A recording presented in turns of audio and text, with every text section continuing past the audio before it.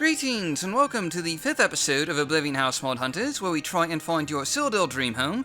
And as always, I'm your host Dark Elf Guy, and we once again have an interesting variety of house mods for your viewing pleasure. A few of these are a bit more traditional than in past episodes, but regardless, you can find download links for each one shown down in the video description below. So why don't we just go ahead and get started with our popular house mod, Green Gables by Ithlia.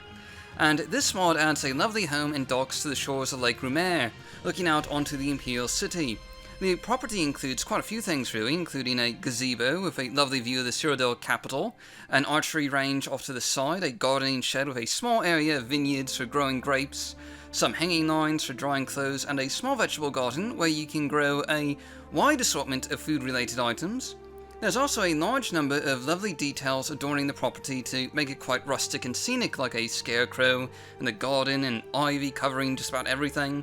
And the main house, as you can see here, is a 2-story green manor with beautiful flower beds and again a lot of ivy just crawling up the walls. And the property also has a small back garden safely walled off from passing creatures and bandits with an absolutely lovely overgrown pathway that's full of rustic charm. And as you might expect from being on the shores of Lake Rumer, Green Gables is extremely close to the Imperial City, with a very short commute into the capital. Indeed, and a map marker is included for convenience so you can get back to your home at any time.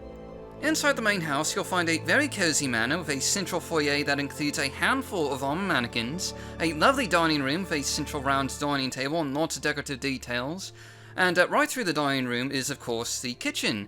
It's a bit on the small side, but no less charming with a lot of lived-in details. You can just imagine someone cooking a hearty meal in here.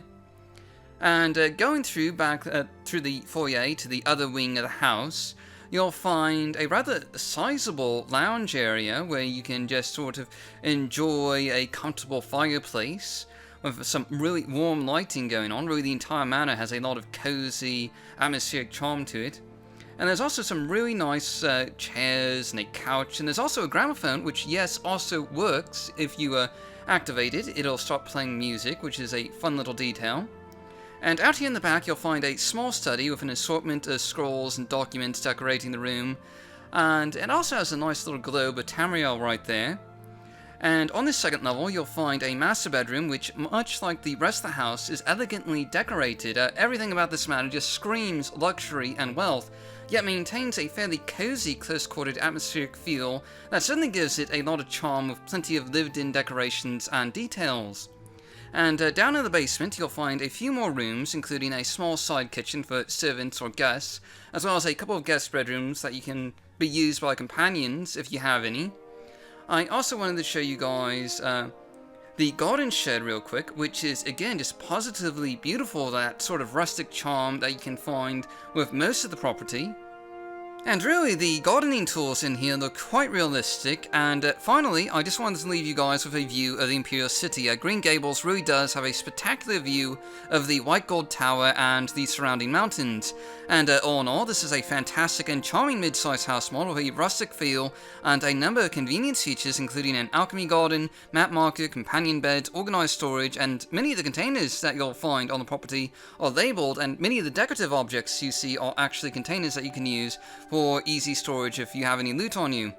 And the house comes for free, and if you're in the market for a cozy rustic home, Green Gables is an easy recommendation.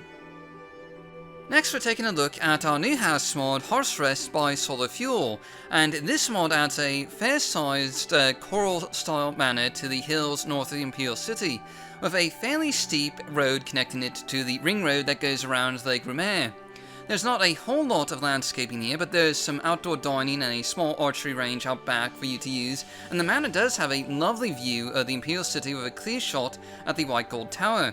As you might expect though, there's a fairly short commute from Hearth to the Imperial City, and a map marker is also provided so you can get easily back and forth, and the city of Bruma is also not terribly far away, so Hearth is ideally suited for those who want easy access to the city but want to live out in the country a little ways.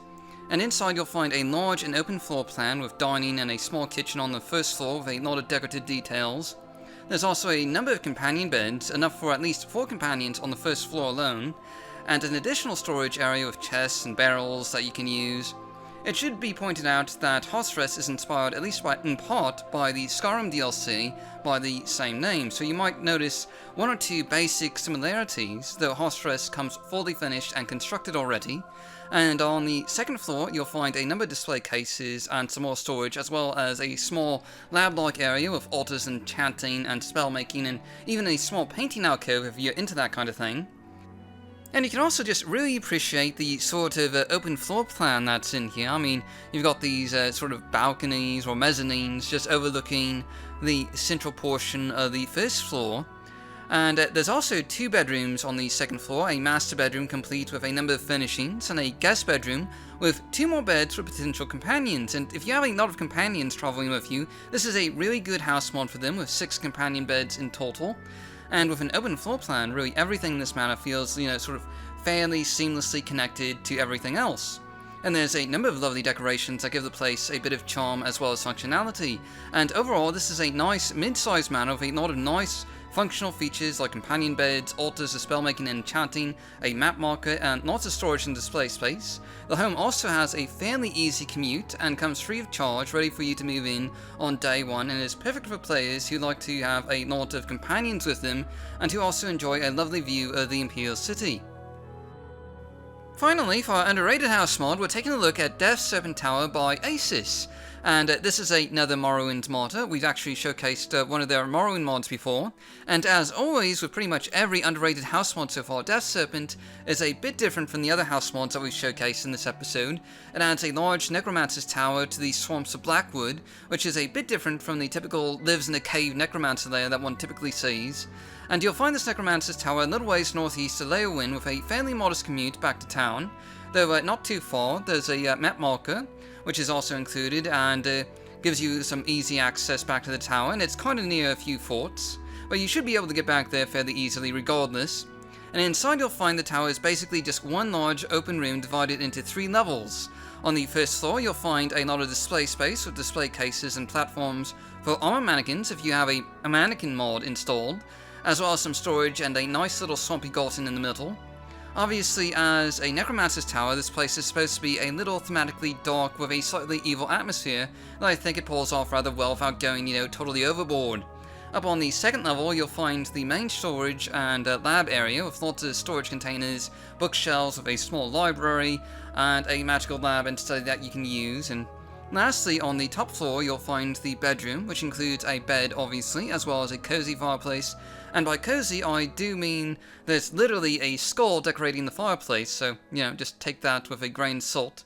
There's also some dining space up here and a small library area with more bookshelves and bones, and really lots of bones. It's a necromancer's home after all. And I should also mention that this house does come with a altar of enchanting and an altar of spellmaking, as you might expect with a necromancer. And you can also access the top of the tower, which has a fairly good view of the surrounding Blackwood region, which isn't much since, Blackwood is almost always covered in a fog, but on the rare sunny day you could come up here and enjoy a rather nice view. And all in all, this is a great necromancer's abode with all the basic amenities that a necromancer might need, such as altars for spellmaking and enchanting, in addition to plenty of storage and display areas. There's a fairly quick commute to the city, and with a map marker, you have all the fast travel options covered, really. And the house is also free, so you just have to show up and take it for yourself, and apparently all the house mods this time around were free, so sorry about that. I like to keep a little bit of variety in a episode lineup, but I guess we'll just have to work on that next time with some more approachable houses. But anyway, that wraps up this episode of Oblivion House Mod Hunters. Tune in next week for another 3 house mods for reviewing pleasure, and I'll see you all next time.